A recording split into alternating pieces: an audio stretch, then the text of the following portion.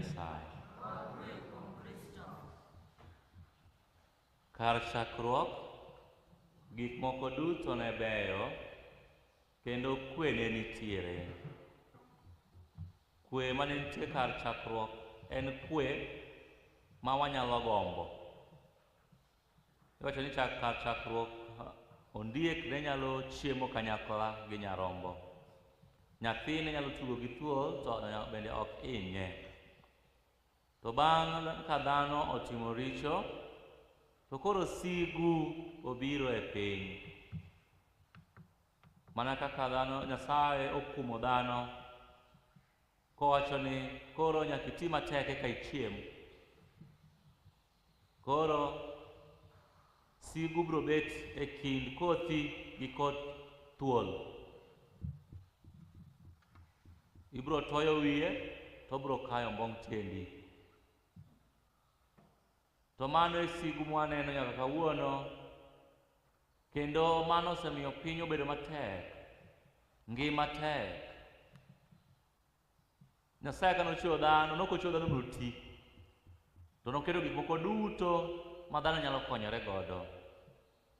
To wich teko mar dhano okelo kum, omiyo dhano koro nyaka cham luche. Ngima koro tek kawuono. To kata obedo ni mago osetimore, Nyasaye pod oherowa. Emomiyo biro mar Ruodhwa Jesus Kristus obiro mondo omi olok gik moko obed mabeyo kaka ne gintiere kar chakruok. Christ is coming to bring restoration. Is coming to bring a new world where there is no hatred, world full of peace. Peace that existed in the beginning. Kristus biro mondo omi oduok gik moko obed maber kaka ne gintiere chon. Omiyo somo mokwongo Isaya nyisowa ni koro Lebanon biro bedo piny mamiyo, nikech lope nosebedo exhausted ma kata pidhe cham to ok nyal twi, ok nyal nyago olemo. Obiro mondo omi koro olok gik moko obed maber kaka ne gintiere chon. Fanjili bende waneno ka Kristus ochango muofni ariyo kendo omiyogi neno, nikech mane kaka onego bed ni gik moko gin.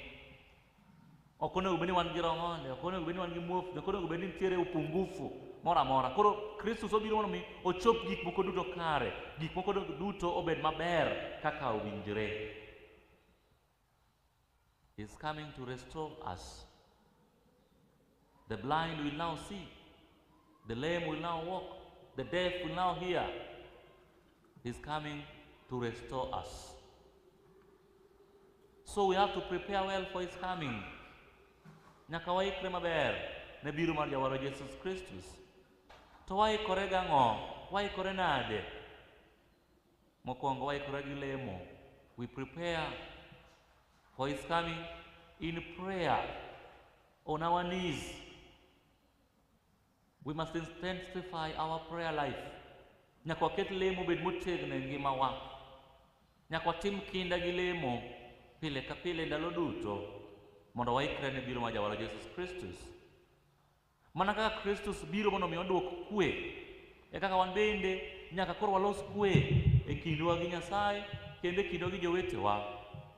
Magi en kinde mag pwodhruok, ka wakwayo ng'wono ne jogo mosetimone marach, kendo wabedo moikore mar weyo ne jogo mosetimonwa marach. Mondo walos kwe e kindwa gi jowetewa. Kwe ok nyal bet e kindwa gi Nyasaye ka kindwa rach gi jowadwa. For us to be at peace with God, we have to also make peace with others.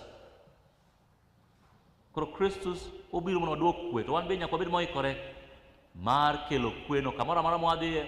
Nyaka waland kwe. Waikore ne biro mar Jawarwa Jesus Kristus gi timbe makare. Timbe makare. Nyaka koro wang'e kaka wadak gi ji. Kwatimo ne jowetewa gigo mabeyo ma wabedo wagombo mondo jowetewa otimnwa. Mago maricho ma ok dwagombo mondo jowadwa otimnwa, wan bende kik watim ne jowadwa. Mano en chik maduong' marito kindwa gi jowadwa, mondo mi kindwa gi Nyasaye bende obed maber. We have to know how to live with others. We must know what to offer to others, what to give to others, so that we may also give to others what we will also expect to be given back. That which we will not wish to be done upon, we should not do it unto others. Mano konyo mondo watim ikruok ne biro mar Jawar Jesus Christ. Nyaka wawuoth e ler. We must walk in the light of Christ. We must walk in the light. We are children of light. When we received the sacrament of baptism, every one of us was given a candle, a lit candle, the sign of grace that we must keep burning in our hearts. Nyaka ukuru nomi misuma kanono baptism ngato ka ngato. Pinyiso ne nwang ler mar Kristus. Basi ni koro en tiji mondo mirit ler no mondo kik tho nyaka chop chieng' ma Kristus noduogi oyud ka ler no pod rieny okaw yoteri e polo. So as Christ is coming to bring restoration, to bring a new world where there's no hatred, and that new world is heaven. He's coming to take us to heaven. Piny manyien ma Kristus biro kelo en polo, maonge sigu, maonge tuo, maonge tho. En kama ber mondo bende waduto wagombo. Nyasaye dwaro mondo ji duto owinj wach maber kendo olokre mondo odhi e polo, mondo yud warruok. God is always he always desires that all men should come to the knowledge of the truth and be saved. Are you yourself desiring the same? Bende ibed gi gombo no, gombo gima Nyasaye gombo ni no, bende ibed gombe ne in iwuon. Be waduto wagombo dhi e polo. To ka dhi e polo, nitie gik ma nyaka watim. As much as the work of salvation is the work of Christ, we must also cooperate with Christ. It is the work of Christ to save us, but we have to cooperate with Him for our salvation.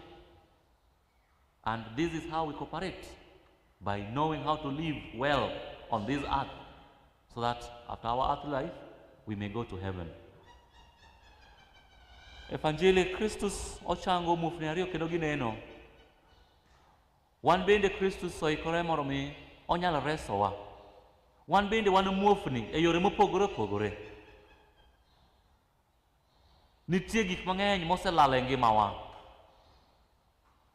E ngima mar keny, kanochako to ne hera ng'eny, hera nopoto. To kawuono koro un paka gi guok. Udak adaka nikech koro usenyuolo nyithindo, to hera to oserumo. May Christ restore the love that existed between married couples. May Christ restore the peace that existed in our families, that we no longer enjoy. Kristus onyal duoko hera mane kind dhako gi dichuo. Onyal duoko kwe mane familia manoselal nikech richo. Gimora mora ma richo semayowa, biro mar Kristus onyal duokonwa. To mana kwatimo ikruok makare. So we pray that whatever we have lost through sin, Christ may restore it. If it is good health that we lost through sickness, may God restore our good health. May He restore everything good that we have lost, that we may see His kingdom in our midst. Dung with mal ne woro ne wowi ne chuny matakatifu.